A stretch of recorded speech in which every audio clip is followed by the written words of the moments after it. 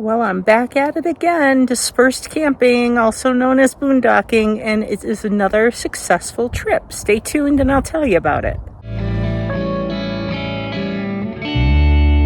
Hi, and welcome back to Miles to Myself. I'm Michelle. Thanks for tuning in. Today I'm going to do a little bit something different, and I am documenting my journey from Rain to Red Rock, from Washington to Arizona. This is part of my leg of my journey across the country. I just left Northern California on my way to Nevada, where I hope to caravan with some people from the Home on Wheels Alliance. So stay tuned for that. But right now I am staying at a dispersed site called Scotts Lake Road, which is just off of Highway 88.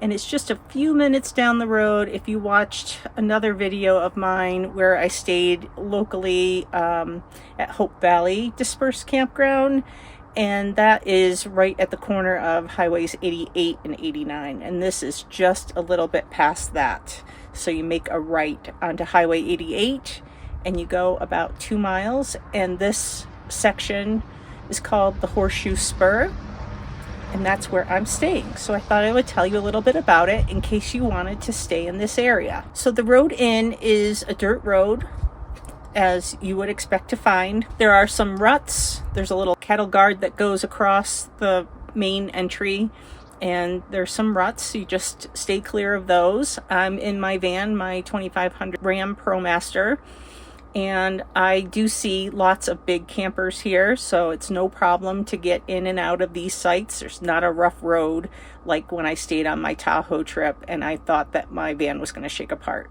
So no worries there. And you might want to stay here if you want to explore the trails in and around Hope Valley. I'm in California, by the way. When I pulled in, I was unsure where to go. The first part of the campsite is not clear, that there's more to it, and I just decided to follow it around, and I found these beautiful wide open campsites with lots of people, but I found a great spot for myself.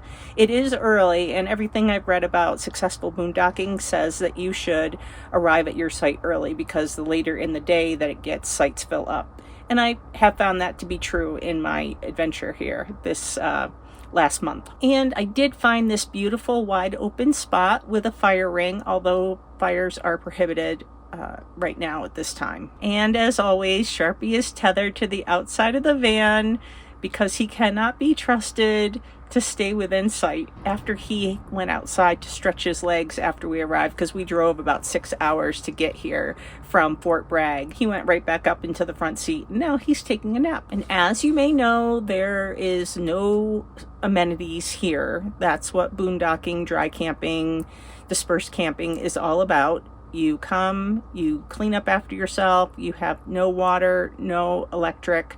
Although last I checked, I was getting 330 something watts of solar in, and I'm getting really good Wi-Fi reception with my Starlink. So that being said, if you can manage, on your own in a tent or whatever you have, car, tent, rig, you would fit in here just fine. And I think I said leave no trace, which means pick up after yourself. Don't leave garbage behind.